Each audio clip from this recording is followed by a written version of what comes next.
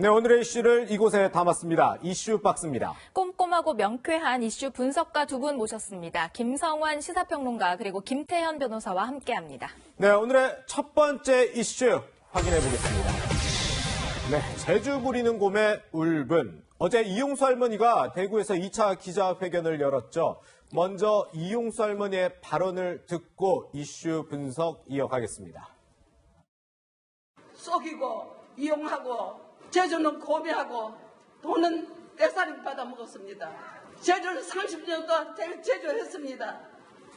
그 돈은 떼살림 받아 먹었습니다. 이런 것도 모르고 무엇을 용서를 받습니까?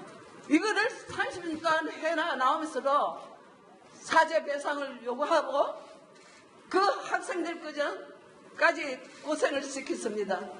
그 학생들 돼지 털가지고 나오는 거 그 돈도 받아가지고 챙겼습니다.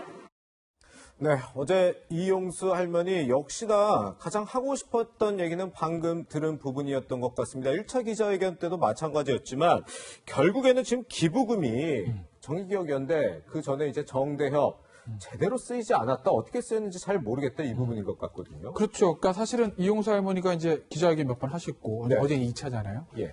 1차 때부터 제기했던 두 가지 문제점이 하나는 뭐냐면 정의원의 활동 방식에 대한 문제가 있어요. 예. 두 번째로 돈 문제가 있습니다. 예. 근데 이 첫 번째 문제가 두 개가 사실은 뭐 연결돼 있다고도 볼 수 있는데 네네. 정의원의 활동 방식에 대한 문제는 정의원의 입장하고 피해자인 이용수 할머니 입장은 조금 다른 것 같아요. 근데 그 활동 방식의 문제는 정의원의 활동 방식 옳다, 이용수 할머니의 주장 옳다, 일도 양도적으로 어느 게 선이고 어느 게 악이다 이렇게 구분하기 굉장히 어려운 문제거든요. 그건. 예. 그런데 두 번째 이슈, 돈 문제. 이건 아닌 그렇죠. 이건 사실 정의원이 돈 받아다가 기부금 받고 국고는 받아다가 깨끗하게 썼으면 선. 그게 아니라 개인적으로 유용한 게 있으면 악 아니겠습니까? 이건 분명히 가려지는 것이거든요. 시시비비가. 예. 그래서 우리도 그 부분에 집중을 하는 거고 어제 이제 이용수 할머니께서 말씀하시는 부분도 그 돈 문제 아니겠습니까? 물론 이용수 할머니가 그런 얘기를 했어요. 자세한 건 나도 모른다. 왜냐면 이용수 할머니가 정의원 장부나 뭐 계좌 볼 수 있는 게 아니니까 돈의 흐름도 정확히 알지 못하지만 네네. 우리를 앞세워서 돈을 많이 모금을 했는데 실제로 우리한테 쓴 게 없기 때문에 이건 문제가 있는 거 아니냐?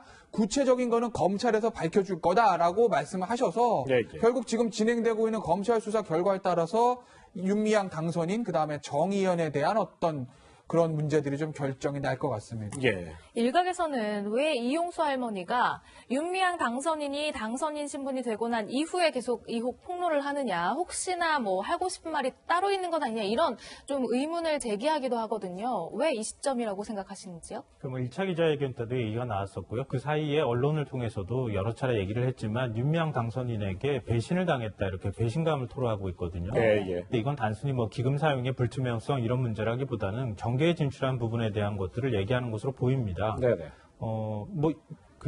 이용수 할머님 입장에서는 30년 동안 같이 동고동락하고 동지적 관계였던 윤미향 당선인이 정치권에 가면서 나에게 제대로 된 상의도 하지 않았고 그리고 또 최소한 나한테 이해를 구하거나 동의를 구하는 과정이 있었어야 하는데 그런 과정이 생략됐다. 예. 여기에 따르는 뭐 배신감을 느끼실 수 있다고 생각하고요. 예. 아마 제가 생각하기에 그게 이제 단초가 돼서 최근에 언론 보도로 나오고 있는 정의원의 기금의 어떤 사용의 불투명성이라든가 이런 문제를 통해서 좀 더 배신감이 심화되지 않았을까 이렇게 생각이 됩니다. 예. 근데 조금 좀 아쉬운 부분은 네네.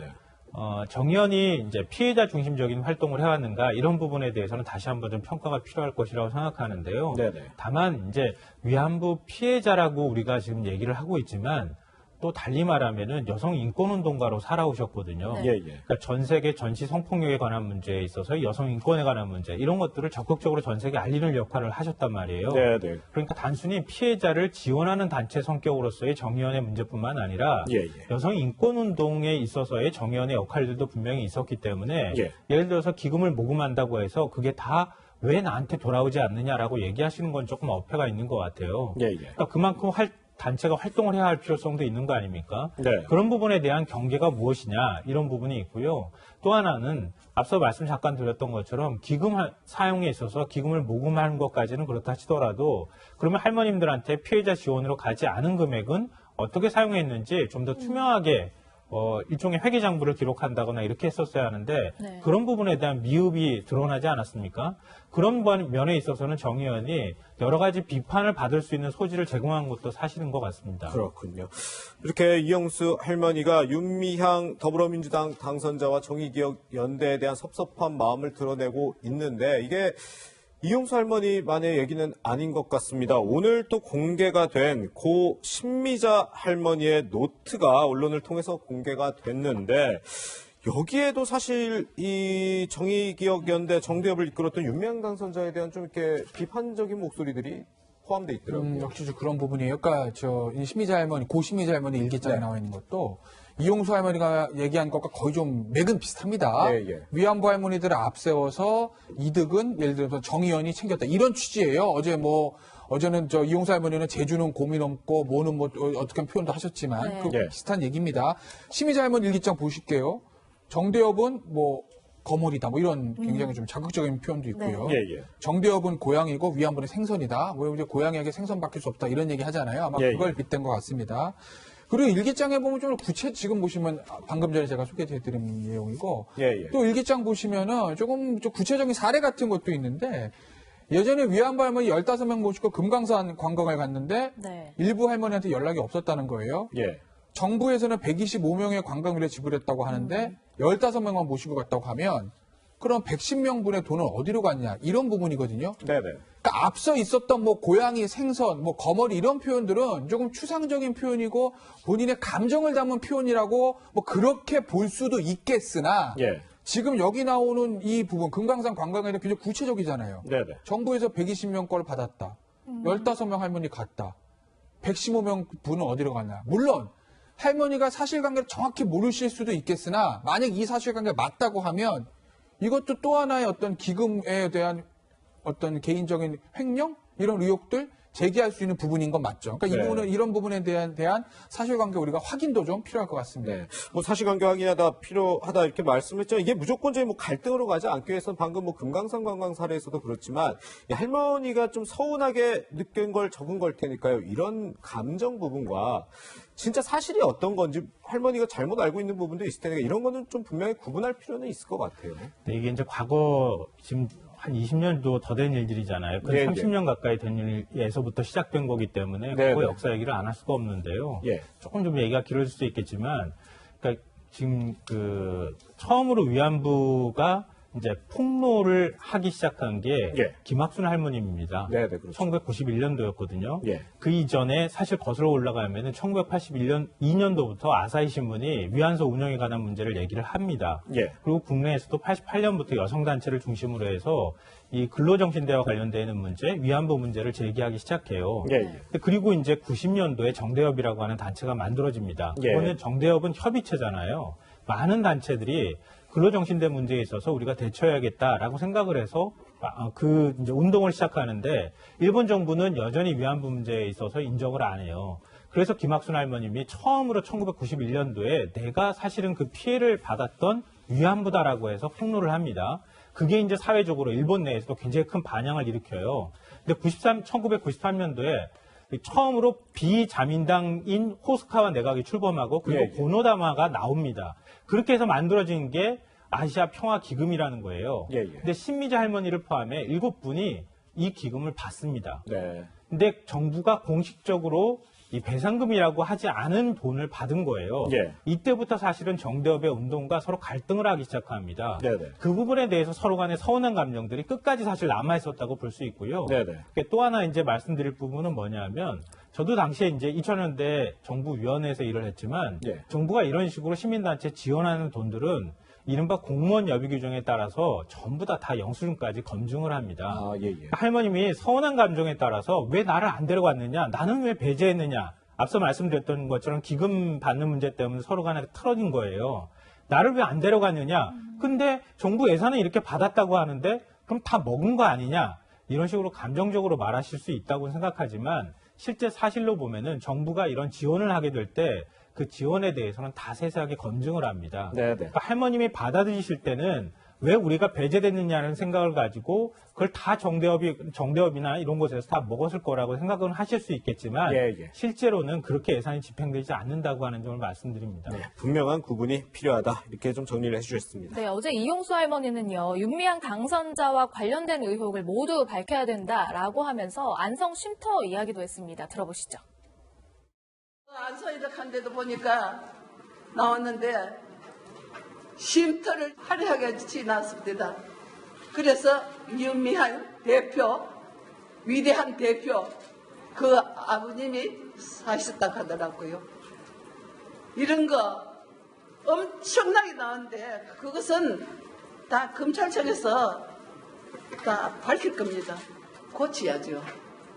이후에 두 번 다시 이런 일이 없도록 하기 위해서는 그 사람들도 벌로 받아야 된다고 생각합니다. 네, 방금도 말씀이 나왔지만 어떤 할머님을 달래드리는 부분과 동시에 어떤 진성 규명도 이루어져야 되는 만큼 검찰 수사 가능성 얘기가 되고 있습니다. 곧 21대 국회가 시작되는데 소환 언제쯤 될까요? 사실은 검찰 입장에서 보면 윤미향 당선인이 왼쪽 가슴에 국회의원 배지 달기 전인 이번 주에 소환 조사하는 게 편할 거예요. 아무래도 현역 의원을 소환 조사한다는 건 좀 부담은 있을 수는 있고 예. 현역 의원들도 아시겠지만 불체포 특권을 비롯해서 여러 가지 법적인 정치적인 방어막들 방패들 가지고 있지 않습니까? 그렇기 때문에 검찰이 이번 주 소환하고 싶을 텐데 물리적으로 어렵죠. 예. 지금 아마 압수물 분석, 계좌 추적들은 그리 오래 걸리진 않을 건데 결국 이제 계좌 추적 끝나면 소환이에요. 그런데 여러 관련자들 소환 중에서 윤미향 당선인은 제일 마지막에 소환할 수밖에 없어요. 제일 예. 핵심이니까. 속된 말로 안성쉼터 같은 경우에도 매도 있는 그 건축업자 먼저 소환 조사하고 그 다음에 윤미향 당선인입니다. 그렇다고 보면 물리적으로 6월 달로 넘어갈 수밖에 없는 거고 당선인이 아닌 현역 의원인 윤미향 의원을 아마 검찰이 소환 조사하게 되겠죠. 네. 어쨌든 지금 정의기억연대에 대한 이 의혹과 논란들이 계속 이어지고 있으니까 앞으로 또 이 위안부 피해자 관련한 운동 어떻게 할지에도 관심이 집중되고 있는데 김성환 평론가님, 일단 이 이용수 할머니가 어제 좀 제안한 거는 이 교육 분야에 대해서 강조를 하셨더라고요. 또 한일 간의 교류 문제도 있고요. 학생들 간에요. 이런 부분도 좀 정의기억연대가 좀 심각하게 좀 고려를 해봐야 될 부분이 아닐까 싶긴 하네요. 그러지 않은 또 호사카 유지 세종대 교수하고 제가 인터뷰를 어제 했는데요. 아, 그래요? 예. 그 부분에 똑같은 질문을 제가 드렸어요. 네네. 하니까 그런 얘기를 합니다. 지금 그거는 2차적인 문제다 이렇게 표현을 하더라고요. 예, 예. 지금 당장 세계 유네스코 기억유산으로 지금 위안부 피해자 문제가 지정이 되느냐 마느냐가 지금 바로 앞에 있는 것이다. 예. 이 문제 지정조차 지금까지 지금 논의가 되고 있지 못하다. 이거 굉장히 심각한 문제다 이렇게 얘기를 하고 있고요. 예, 예. 그리고 한일 위안부 합의에 대한 뭐 서로 간의 시각차는 엇갈릴 수 있겠지만 아직도 그 부분이 종결되지 않은 상황이잖아요. 네네. 그리고 또 뭐 지금 우리 많이 작년에 겪은 것처럼 수출 규제 문제도 걸려 있는 상황이고요. 네네. 그러니까 우리가 지금 나서서 한일 청소년들 간에 제대로 된 올바른 역사 교육을 시킵시다 이렇게 얘기한다고 해서 일본 정부가 호응할 것처럼 보이진 않아요. 아, 현실적으로. 예. 그러니까 그런 문제들이 좀 있고요. 네. 또 하나 좀 걱정스러운 점은 이번에 이제 위안부 문제에 있어서 여러 가지 정의원이나 정대협 전부 운동의 방향성이나 이런 것들 돌아봐야 할 필요도 있다고 생각하고요. 제기된 의혹에 대해서도 좀 해명을 더 내놔야 할 필요가 있다고 생각은 하지만 제일 큰 걱정은 예. 해외에서 특히 이제 일본에서 양심적인 지식인들이 위안부 문제를 그동안에 적극적으로 도왔던 사람들이 있단 말이에요. 예, 예. 근데 이번 문제로 인해서 굉장히 큰 상처를 받았을 가능성이 높다고 하는 겁니다. 예. 근데 이런 것들을 어떻게 우리가 그런 실망한 마음들을 같이 보듬어 나가면서 풀어나갈 것이냐. 그렇기 때문에 사실 이번 문제를 접근하는 데 있어서 이용수 할머님의 문제 제기는 우리가 충분히 수용하고 그걸 어떻게 계승하고 받아들일 것인지 반성할 부분들은 없는지 확인하는 건 중요하지만 예. 위안부 운동 자체를 훼손하는 방향으로 자꾸 나가게 되면 그럼요. 앞으로 위안부 운동 자체의 정당성이 훼손될 수 있으니까 그 부분에 대해서는 우리가 좀 주의할 필요가 있다고 생각합니다. 그렇군요. 네, 이용수 할머니의 두 번째 기자회견에 이은 여러 가지 논란들이 파장을 낳고 있는데요. 조속하게 해결되길 바라보겠습니다.